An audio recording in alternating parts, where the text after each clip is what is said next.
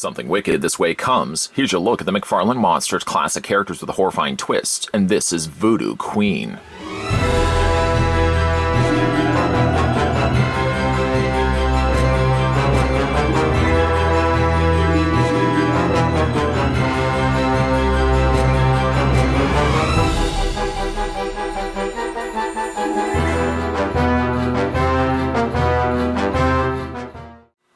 When you think McFarlane, think monsters. This line of action figures features McFarlane Toys' unique take on classic horror icons.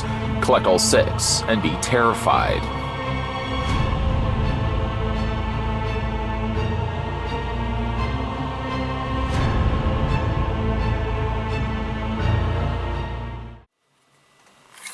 I hope you guys have been enjoying these reviews. There's something about the magic, and we're not talking about Christmas either. Something about October where I feel like I just want to do a whole bunch of horror figures. McFarlane's are really prime candidates because they do some really cool things. Voodoo Queen, I didn't leave to the end simply just because I thought the least about the character. She's actually got some really cool aspects to her. But I did want to cover off like the main characters first, like the go-to universal monsters, if you will. Voodoo Queen, though, is a pretty neat looking figure. Can't wait to showcase her a little bit more better to you guys. Before we do that, though, you know one thing, one crucial step that I have to provide you guys at the beginning of this review, and that is exactly how tall these figures stand. Voodoo Queen stands at 7 inches exactly. That's not bad. That's not bad. 18 centimeters. I know somebody's yelling, that's not 18, that's 17.9. It's almost 18. It's 17.9. You are correct. It's almost 18, though. 18 centimeters. All right, 17.9 centimeters in height. And of course, one of the next steps that I've been doing over the course of these reviews too is bringing in some of the other figures that we've been looking at in the previous reviews. And those ones would be the creature. We can also bring in the mummy. I feel like the mummy's going to fall over. Don't fall over, don't fall over, don't fall over. We also got Frankenstein. Frankenstein's monster. Although to be fair, the packaging did tout it at actually being called Frankenstein. They didn't call it Frankenstein's monster. I don't either. That's just me. If you want to call it Frankenstein's monster, by all means do that. I mean, if that makes you feel better for the day, do what makes you feel happy. I think that's what it's all said and done. Adjusting it quickly, there is Dracula. Oh, I hope he doesn't fall over. He is just like the worst figure. No, not worse from sculpt. Certainly from a standing standpoint. He's easily one of the worst. And then also the werewolf, which I really love this figure. I also wanted to bring this particular figure in as well because I'm sure, we'll put the other monsters over there. There we go. I'm sure a couple of you people have been wondering, looking at the werewolf, that werewolf does look different. And I thought that too. In fact, after I even shot the review of this particular werewolf, I went back, cringefully watching my older video because I had done the werewolf before. And sure enough, this is a variant. It's a bloody variant, yes. But it also has a very drastically different head portrait, which again, for me, looking at this looked always more like Mr. Hyde than it did an actually true werewolf. And sure enough, the one that I looked at before actually had the werewolf head and it had the clear dome over top of it. So I'm sure I can't travel ahead in time. I wish I could have perfected that technology, but I'm sure a couple of people have picked up on the fact that this werewolf doesn't look like the standard regular release. And you are absolutely correct. I think it's actually one of the few exceptions of looking at all of these where this one did take some drastic turns for the way it was changed. And again, this one does have a different head portrait than the one we had to look at. I really should find that other werewolf. I really like that figure as well. If I do, guaranteed reviews of it will come, and not necessarily I'll have to wait till Halloween. If I find it, I'll just review it. A service I'm more than happy to oblige. Before I begin that hunt, though, for that other werewolf figure, let's get a gander at the Voodoo Queen. Some pretty cool things that come included with her. Limited, yes. She doesn't have a whole lot of accessories, but to be fair, there are a couple of figures like the werewolf and like Frankenstein's monster that didn't come with anything. So if anything, she's 2 up from that. 2 in the sense that she does have 2 accessories. Let's have a look at those right now. She comes with her spear, and a rather long spear done here as well. It's done in black plastic, and you can see that there's little sectional ringlets here done in brown. So brown is wrapped up along the top, and crudely fashioned is what looks to be like a stone kind of carved away tip. It's very, very basic in design. It's sort of primitive in design, and it works quite well for a character like Voodoo Queen, which you would imagine she probably wasn't going to a spear shop and buying a spear. I think probably she's making it herself, but it really does look neat. Looks sharp, and don't worry, it's not sharp. I didn't want to scare you guys by pulling away like that. It is not sharp, but you can see somebody has touched it. Probably not by their own choice. And it looks like it's been impaled into somebody. You can see the blood is just splashed across the top there. I don't see anywhere else that there is blood. There's a little bit of blood also on her boots. I'm pointing at them right now with her spear. There doesn't seem to be much in the way of blood. There's a little bit on the sides. Well, we'll talk about that in a second. The thing about the particular figure, the particulars about this particular figure, is the fact that her arm is bent. Now, if I show you quickly, you can bring the arm down, and I guess you can kind of pose her like that if you wanted to. The reasoning why they've got it like this, you guys are so smart, is that you're going to have to take the spear, and you can fit it down in her hand, but I find the easier method is that you can take the top off, just like that, and you can feed it. It seems a little bit more narrow at the top. Feed it through. I mean, I guess you could really just have fed it from the bottom. For that, it doesn't really make too much logical sense that they did have it as a separation. You can see there's the top of it. I thought it was metal too. It might be metal. I'm not going to start prying and bending it just in case I break it. And then that just plugs back into place. And then you've got the Voodoo Queen with quite a significantly lengthed spear, looking quite imposing. This may also adding to the imposing nature of her. She does also come with the kind of witch doctor mask here. It's quite significantly large. I mean, if you in fact put it next to the figure, it takes up all of her torso. And I'll put it on there on her in a second. You can see close-up details, some really nice craftsmanship done to the actual mask. There's some feathers added to the top there, done in a very nice goldish yellow. Some greens on the side, red, and some stripes of yellow. And then you've got the bones sticking out from the mouth. This is an opportunity as well where McFarlane Toys, realizing that there's potential to make a bloodied version of everything, decided here was the place where they wanted to splash some blood. Splash some here. Splash some here. And splash some up there as well. This is soft plastic. The mask itself does have a little bit of give to it, and that's what it looks like on the inside. At least they finished everything off on the inside. There's kind of holes looking as if you could bend this, but I mean, it's just naturally soft, rubbery plastic anyways. But it kind of looks like there's holes that it should support like a wire frame. And then there's this little tuft, kind of looks like a mohawk. How you get this onto the figure, it's simply, I mean, it's nothing elaborate about this. You're just going to fit this over top of her head like that, and it just sits on top of her forehead. Or I guess sits on top of her head. Not her forehead, but her head. And then you've got the Voodoo Queen. Let me just get the spear displayed properly. The spear being that it's so long, sometimes when you do pick up the figure, the spear then slides down. And then, of course, you have to adjust that when you get everything back. And there you go. That's what it looks like with the mask on. I like this look. I like this look a lot. It's neat. And it does add a little bit of more menacing kind of exterior to the Voodoo Queen. Although, to be fair, I do like her head portrait as well. We'll talk about that in a second as well. But you can see how it's just attached to her. It's no simpler the means than just simply putting that on top of her head. Not her forehead, her head. We'll go ahead and take this off. And I guess maybe while we're at it, we can also take the spear out as well. Just slide it all the way down. I guess it does get a little thicker down below. It could have probably just made it the exact same length all the way down. And we'll just slide that out. I'm going to attach this back into place, sparing a few moments so I don't lose that later on, because that would spend a lot more time, I would, to try to track that down after the fact. The other accessory she comes included with is this, the severed shrunken heads. I see a total, if I'm counting these correctly, 6. 1 large at the bottom, 2 in the middle, 3 in the top. It's a reverse pyramid of shrunken little voodoo heads. The heads themselves are quite grotesque.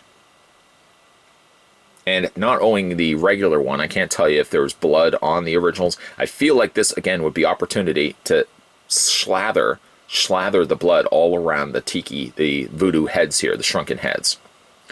The thing about it, though, is it's attached by quite the artificial looking rope.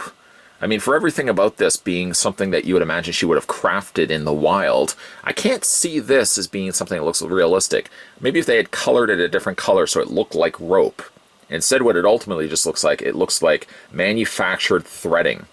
But I guess I'm not going to be too much the stickler for details when it comes to that. They're permanently attached to her hand. And there's just a little bit of frayed plastic. I just noticed that now. But you can't take this out. I don't know why you would want to take this out. Boy, oh boy, you would be asking for trouble. First and foremost, you never take the Voodoo Queen's shrunken heads. But second of all, if you take that out, you can imagine the hardships you're going to be experiencing trying to feed that thread back through the four-fingered grip. So I would just leave it be. You can drape them out, which is probably how I'm going to display the figure, or you can just have them draping low. The thing about it, though, is if you have them upright, it does kind of throw her balance off. Her feet aren't the flattest to start off with. Talk more about that in a second. But resulting in the arm being up, you're sort of jeopardizing whether the figure is going to stand properly or not. It just so happens, as I'm talking about it, she's standing perfectly fine. Curse you, witch. But yeah, that's one cool thing, is the fact that they do incorporate a head, or several heads thereafter. As for the figure itself, let's get a good gander at the Voodoo Queen. Quite a nice looking design, I have to admit. Often at times when I'm also doing reviews of these, simply by leaving one figure for the end does not necessarily imply that I think the least amount of that character or that figure. Sometimes, yes, that is the case. Often at times, though, some of these figures are just as good near the end as they start with. And I almost even feel like Voodoo Queen is a better, superior-looking figure. She certainly is more put together in a better way than Dracula was. Dracula is just a good figure, just not really bad. Bad for standing and all-around bad with the way it was put together. But the face, though, I quite like on the Voodoo Queen. There's like an absence in her face, in her stare, and yet she's staring right into the dark bowels of your soul. My soul happens to be a little on the darker side. The pale complexion of her I like is that it doesn't look like it's just straight out white paint. In fact, there's varying degrees of the white, so it almost even comes across more like a chalky or dried paint surface, where you can kind of almost even see like her face color, skin tone underneath that. Why there's blood coming out of her mouth, I don't know. I'm not willing to ask her questions about it. Her hair has a little bit of the green done in the dreadlocks there. I like that. All around, I'm really happy with how this head sculpt turned out. The thing about it, though, is if you spin it around, she's got all of these. I don't know what this is supposed to be necessarily, if it's just like a headdress that she wears as part of her hair, but there's something, again, artificial feeling about this. I'm looking at it, and it kind of reminds me of something I would have seen from The Matrix. I don't know, again, changing the color would have changed my opinion of it, but it definitely does feel like it's not part of the same figure. I feel like it almost makes her more cybernetic than an actual just, someone living on the wild and casting spells on would-be travelers. So again, this is okay. I mean, it's done of a soft plastic, but I think just a little bit of paint could have gone a long way. Maybe if they just painted bands to it, it could have almost even looked like snake tails. Something, I don't know. Just, it doesn't look like it's part of the same figure. As we move down, there's not a whole lot to admire in the way of a costume for her. She's very limited at best. She does have where it needs to be, I suppose, covering off certain details.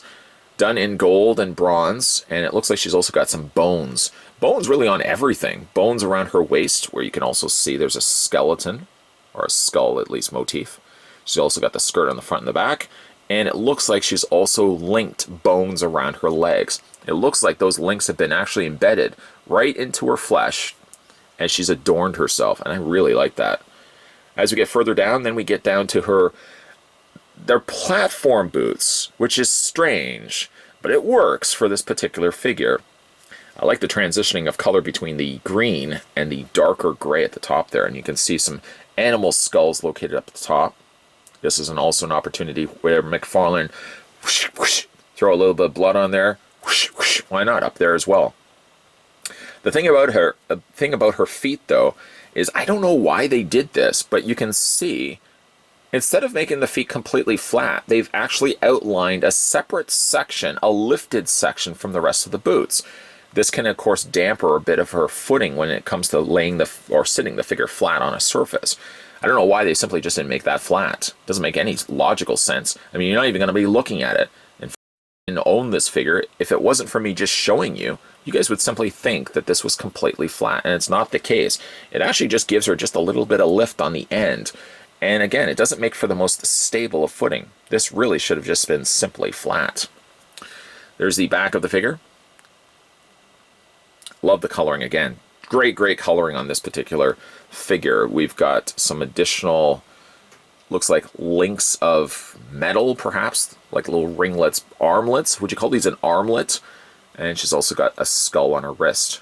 These bones sticking out, I don't believe are part of her flesh. I don't think she's actually surgically added those to her arms. I feel like they are part of the armature here that she's got on her actual form. I don't think that's part of her arm. Even on the other side here, it's slightly more curved. I can't tell you whether it's ivory knots. I don't know if it's like an elephant tusk, but it definitely looks like it comes from an animal origin. You got a couple of little bones and stuff sticking out from that. Really cool. I like that. Okay, so let's have a look at the figure's articulation. So her head rotates back and forth. Doesn't hinge up and down. I mean, that's kind of what you expect from the McFarlane older figures. She does have a torso cut. For the life of me, I can't swivel that. I know it's there. I feel like it's there. On the back, I would have argued the point otherwise, but on the front, it definitely isn't. It definitely looks like it's supposed to swivel. And far be it for me to break the figure, especially on camera, but it seems from my naked eye that this looks like it should swivel. The arms go back and forth. They don't hinge outward.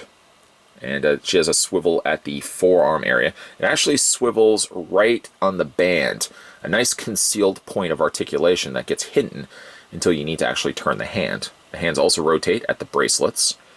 This, yeah, I don't know. She does have a, not swivel necessarily in her legs, but her mid-thighs have a split cut there.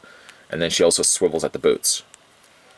Again, not a whole lot of articulation, but for me, call it what it is. It doesn't need to have a whole lot of articulation if it's a great looking figure. This is a great looking figure, so I don't think it necessarily needs to have all the bells and whistles of articulation when really at the end of the day, it can't do anything.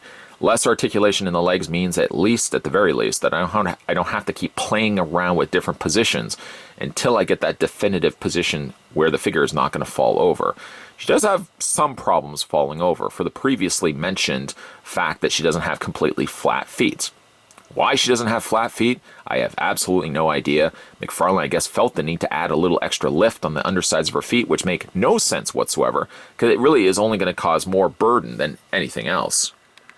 Never let the order that I review these figures convince you guys that I think less of the figures as we move along the lines. It just so happened here in the case of the McFarlane monsters, that I felt the need, the requirement, the obligation to cover off the basics, the ones that you would expect the most, the Dracula, the Frankenstein's monster, and the werewolf as the first opener 3.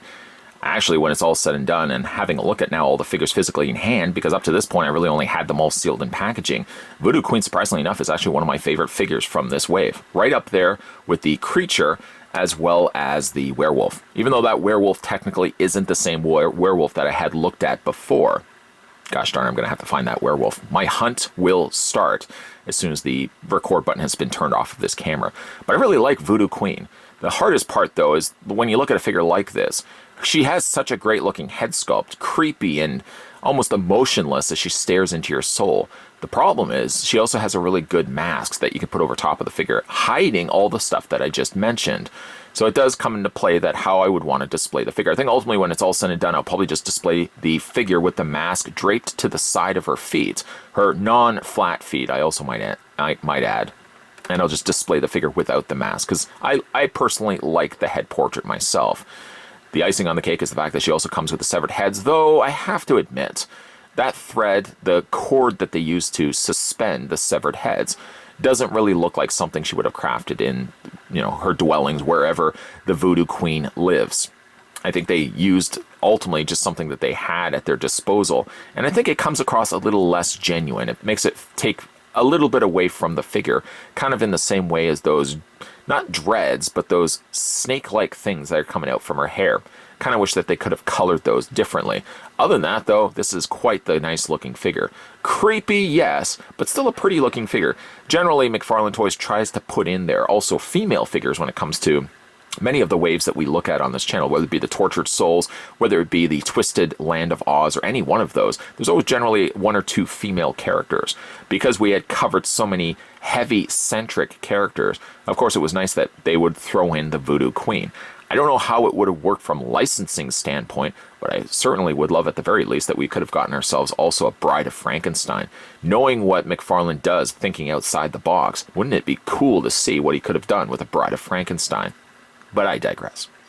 Either way, guys, if you manage to pick up any one of these figures for yourself, let me know down below in the comments section what you guys think of them. What is your favorite figures? Top 3. Go, go, go, go. Also, make sure while you're at it, hit that subscribe button down below. Swing next door and turn on that bell notification. And even though some sad news making the land and being shared across the land is the fact that we are finishing up the McFarlane Monsters classic characters with a horrifying twist, I guess I didn't really need to necessarily add that tagline after every single time I said the McFarlane Monsters. But even though we are wrapped up this wave, sad panda, there's going to be a whole lot of stuff coming your way for the month of Spottober. And I may have the plans, just in case you are wondering, to do another McFarlane line. I probably shouldn't have said that. And now it's kind of committing me to it. Either way, guys, stay tuned because there's going to be a whole lot of videos coming your way. Thanks for watching, and I'll see you guys next time.